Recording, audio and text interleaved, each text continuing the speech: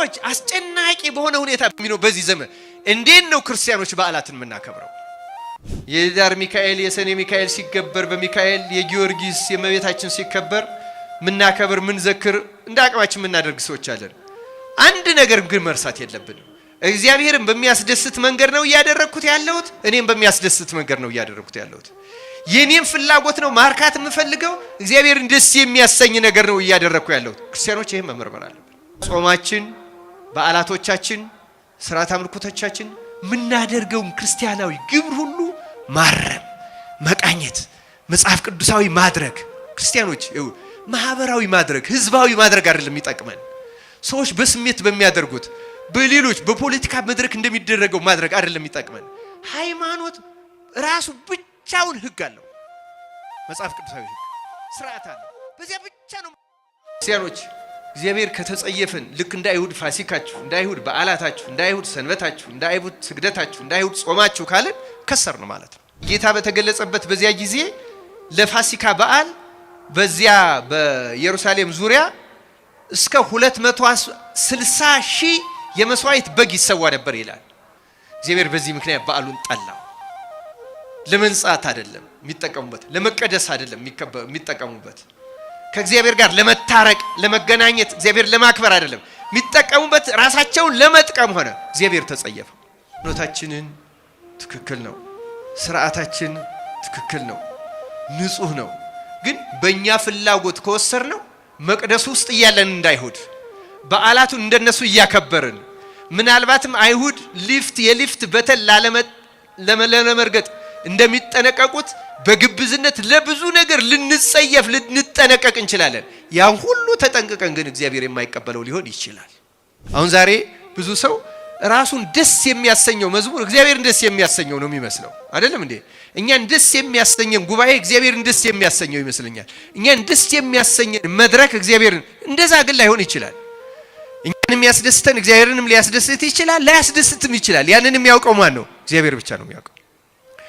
መለኪያው ግን የኛ ደስታ፣ የኛ ስሜት፣ የኛ እውቀት ግን አይደለም። የተለየ አመዘጋገብ የተጠቀመው አንደኛ የአይሁድ ፋሲካን በተመለከተ የፋሲካውን በዓል በተመለከተ ፋሲካው መከበሩን በግልጽ ደጋግሞ የመዘገበው ሰው ቅዱስ ዮሐንስ ነው። ለምሳሌ ቅዱስ ዮሐንስ በወንጌሉ ቢያንስ 3ቱን ጌታ ባስተማረበት ዘመን የተከበሩትን 3ቱን የፋሲካ በዓላት ነጣጥሎ መዝግቧቸዋል። የመጀመሪያው ከቃና ዘገሊላው ተአምር በኋላ ያለው ዮሐንስ ወንጌል ምዕራፍ 2 ላይ ያለው ነው። ሁለተኛው ዮሐንስ ወንጌል ምዕራፍ 6 እና 7 ላይ 6 ላይ ፋሲካውን በግልጽ ያነሳል። 7 ላይ የዳስ በዓሉን የቂጣ በዓሉን ከዚያው ጋር የሚከበረውን ያነሳል። አያይዞ ነው የሚያነሳው። ታሪኩም ተመሳሳይ ነው። ሶስተኛው ደግሞ በዚህ ዮሐንስ ወንጌል ምዕራፍ 11 ጌታችን በሚሰቀልበት ወቅት ለዚያ ለፋሲካው ራት የተዘጋጀበትን ሁኔታ ሲያነሳ ከዚያ በፊት በአልዓዛር ቤት የተደረገውን ራት ማርያም ውድ ሽቱ አምጥታ እግሩን እንደቀባች በፀጉሯ እንዳበሰችው ይሁዳም በዚያ እንደቀና የሚናገረው ታሪክ እነዚህ ቅዱስ ዮሐንስ ወንጌል ላይ ተመዝግቦ እናገኘዋለን። እና ጌታ 3 ዓመት ማስተማሩን አንዱ ምስክር የሚሆነው ዮሐንስ በየዓመታቱ የተመዘገቡትን እነዚህን ታሪኮች መዝግቦ ስለተገኘ ነው። እና የቅዱስ ዮሐንስ እንግዲህ በረከቱ በሁላችን ይደረብን። ታዲያ እነዚህን ሲመዘግብ ግን በሶስቱም በጣም ልዩ የሚያደርገው ቅዱስ ዮሐንስ የፋሲካውን በዓል የመዘገበው እንዲህ ብሎ ነው። እንዲህ ይላል። ሶስቱንም ላነብላችሁ። ዮሐንስ ወንጌል ምዕራፍ 2 ቁጥር 13 ላይ የአይሁድን ፋሲካ ቀርቦ ነበር፣ ኢየሱስም ወደ ኢየሩሳሌም ወጣ ይላል። ሁለተኛውን በተመለከተ ዮሐንስ ወንጌል ምዕራፍ 6 ቁጥር 4 ላይ የአይሁድን ፋሲካ በዓል ቀርቦ ነበር ይላል። ሶስተኛውንም ዮሐንስ ወንጌል ምዕራፍ 11 ቁጥር 55 ላይ ስናየው የአይሁድን ፋሲካ ቀርቦ ነበር፣ ብዙ ሰዎችም ራሳቸውን ያነጹ ዘንድ ከፋሲካ በፊት ከአገሩ ወደ ኢየሩሳሌም ወጡ ይላል። ስለ ቃሉ የአምላካችን እግዚአብሔር ስሙ የተመሰገነ ይሁን። ስለዚህ ቅዱስ ዮሐንስ 3ቱንም ላይ የመዘገበው የፋሲካውን በዓል የፋሲካ በዓል ብሎም ብቻ አይደለም፣ ወይም ደግሞ በብሉይ ኪዳን መጽሐፍት በዓሉን በተመለከተ ይጠራበት በነበረው መንገድ አልመዘገበው። ለምሳሌ በብሉይ ኪዳን ይሄ በዓል ለመጀመሪያ ጊዜ ሲሰራ እንደምታውቁት እስራኤል ከግብጽ በሙሴ መሪነት ሊወጡ ሲሉ በፈርዖን ፊት እግዚአብሔር 9 ትልልቅ ተአምራትን አድርጎ ነበረ።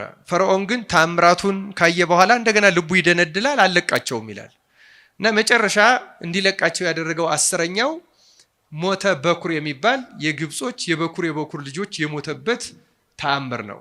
ይሄ ሲደረግ ግን መልአከ ሞት ወደ አይሁድ ወደ እስራኤል ቤት ገብቶ በኩራቸውን እንዳይመታ ለነሱ ለበኩር ልጆቻቸው ፋንታ የፋሲካውን በግ እንዲበሉ እግዚአብሔር ሥርዓት አዘዘ እና ያን ሥርዓት ካዘዘበት ጊዜ ጀምሮ ነው የፋሲካ በዓል የሚባል የታወቀው።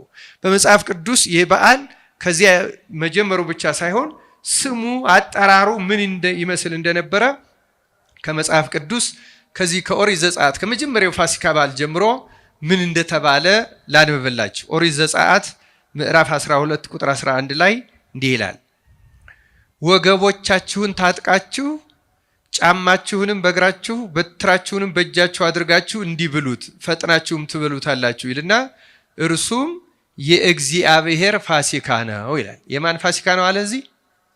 የእግዚአብሔር ፋሲካ። እንግዲህ ተመልከቱ። ከዚያ በኋላ በተደጋጋሚ በዚህ በኦሪት ዘሌዋውያንም በኦሪት ዘዳግምም ይህም በዓል በተመለከተ በየዓመቱ ያደርጉት የነበረውን እንዴት በመጽሐፍ ቅዱስ እንደሚጠራ ብናየው በዓሉ የሚጠራው የማን በዓል ተብሎ ነው? እስኪ መልሱ። የእግዚአብሔር ፋሲካ። አሁን ግን ቅዱስ ዮሐንስ በሶስቱም ላይ እንዳነበብኩላችሁ የማን ፋሲካ ነው ያለው? ቅዱስ ዮሐንስ የማን ፋሲካ? የእግዚአብሔር ፋሲካ ብሎታል? አላለው። ቅዱስ ዮሐንስ ያለው ሶስትም ጊዜ የአይሁድ ፋሲካ ነው የሚለው። ተመልከቱ። በዓሉ በመጽሐፍ ቅዱስ በተሰራበት በመጀመሪያው በኦሪት ዘጸአት ምዕራፍ 12 ቁጥር 11 ላይ እንዳነበብኩላችሁ ከዚያ ጊዜ ጀምሮ መጽሐፍ ቅዱስ ደጋግማችሁ ይህንን አሁኑ ጊዜ በሞባይላችሁ መጽሐፍ ቅዱስ አለ፣ በዓሉን ፋሲካ ብላችሁ ሰርች አድርጋችሁ ብታነቡት ብሉይ ኪዳን ላይ የእግዚአብሔር ፋሲካ ተብሎ ነው የሚጠራው። በተለይ በኦሪቱ በተደጋጋሚ። ታዲያ ጥያቄ የምናነሳው እንዲህ ብለን ነው፣ ጌታችን በመጣባቸውና ባስተማረባቸው በዓላት ሁሉ በእነዚያ 3 ዓመታት በኋላም እንግዲህ ቅዱስ ዮሐንስ ወንጌሉን የጻፈው ጌታ ካረገ ከ65 ከ66 ዓመት በኋላ ነው። ከመጽሐፍ ቅዱስ በጣም ዘግይቶ የተጻፈ ዮሐንስ ወንጌል ነው። ወደ መጨረሻው አካባቢ የተጻፈ ወንጌል ነው። እርግጥ የመጀመሪያው መጽሐፍ የተጻፈው በ65 ዓመተ ምህረት በኋላ ነው፣ የአዲስ ኪዳን ማለቴ ነው። እነሱም ከ30 ዓመት በኋላ ማለት ነው ጌታ ካረገ። ይሄኛው ደግሞ ሌላ 30 ዓመት ጨምሮ የመጨረሻው ሆኖ ከአዲስ ኪዳን መጽሐፍ እና በዚያ ጊዜ ቅዱስ ዮሐንስ ስለዚህ በዓል ሲናገር እንደ ኦሪቱ የእግዚአብሔር ፋሲካ ያለው የአይሁድ ፋሲካ ነው። መዘግየቱን የተናገርኩት ለምንድን ነው? በወቅቱ በስሜት ውስጥ ሆኖ አይደለም የመዘገበው ቅዱስ ዮሐንስ። ወንጌል ሰፍቶ ሱራሱ ወደ ታናሽ እስያ አሁን ቱርክ ወደሚባለው አገር ሄዶ እዛ ተአምራት እያደረገ ስንት ነገር እያደረገ ባለበት ጊዜ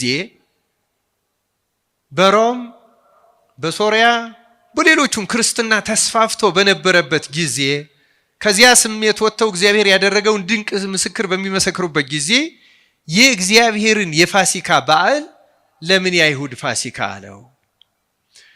ምክንያቱ ግልጽ ነው ክርስቲያኖች፣ ምክንያቱ ግልጽ ነው። እግዚአብሔር በዓሉን ሲሰጥ የራሱ አድርጎ ነው የሰራው። በዓል በሙሉ በዓላት ክርስቲያኖች በደንብ እንዲገባን የሚያስፈልገው እግዚአብሔርን የምናከብርባቸው፣ እግዚአብሔርን የምናመልክባቸው፣ እግዚአብሔርን የምንሰብክባቸው፣ የምናሳውቅባቸው፣ ኃይልና ተአምራቱም የሚገለጥባቸው በዓላት ናቸው። ግን በጊዜ ሂደት ሰዎች ከእግዚአብሔርነት እያወጡ ለራሳቸው ስሜት፣ ለራሳቸው ክብር፣ ለራሳቸው ጥቅም በሚስማማ እያከበሩት ሲመጡ የእግዚአብሔርነቱ እየቀረ የሰዎቹ እየሆነ ይሄዳል ማለት ነው።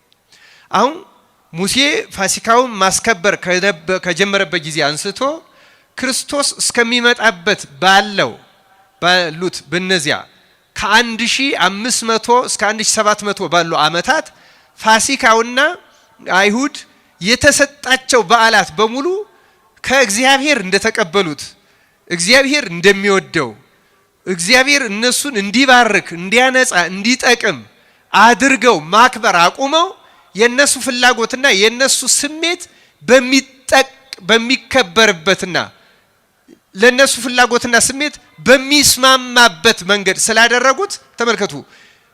ወንጌላውያኑ በመንፈስ ቅዱስ ተረርቶ በተለይ ቅዱስ ዮሐንስ በዓሉን ህዝቡን በዚያ ጊዜ ጌታም ይጠራበት በነበረው ቃል የእግዚአብሔር ፋሲካ መባሉ ቀርቶ የአይሁድ ፋሲካ ተብሎ ተጠራ ማለት ነው። እኛም አሁን ርዕሳችን በዓላቶቻችን ስለሆነ እንዴት እንደምናከብራቸው ምን እንደምናደርግ ክርስቲያኖች ራሳችንን እንድንመረምር ነው።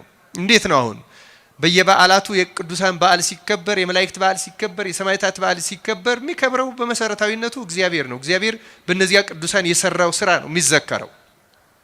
በዓላቱ የቅዱሳችን በዓላቶቻችን ስለሆነ ይጠራበት በነበረው ቃል የእግዚአብሔር ፋሲካ መባሉ ቀርቶ የአይሁድ ፋሲካ ተብሎ ተጠራ ማለት ነው። እኛም አሁን ርዕሳችን በዓላቶቻችን ስለሆነ እንዴት እንደምናከብራቸው ምን እንደምናደርግ ክርስቲያኖች ራሳችንን እንድንመረምር ነው። እንዴት ነው አሁን በየበዓላቱ የቅዱሳን በዓል ሲከበር፣ የመላእክት በዓል ሲከበር፣ የሰማዕታት በዓል ሲከበር የሚከብረው በመሰረታዊነቱ እግዚአብሔር ነው። እግዚአብሔር በእነዚያ ቅዱሳን የሰራው ስራ ነው የሚዘከረው። የምናከብርበትን መንገድ ግን መመርመር አለብን። ምክንያቱም አይሁድ የደረሰባቸው እንዳይደርስብን፣ አይሁድ ለበረከት ተሰጥቷቸው ለመርገም እንደሆነባቸው ከእግዚአብሔር የተሰጣቸውን ወደ ራሳቸው ስሜትና ፍላጎት እንደቀየሩት እኛም ዛሬ ወደዚያ ቀይረን ከእግዚአብሔርም ከሰውም እንዳንጣላባቸው የበዓላቶቻችንን መንገድ መመርመር ይኖርብናል።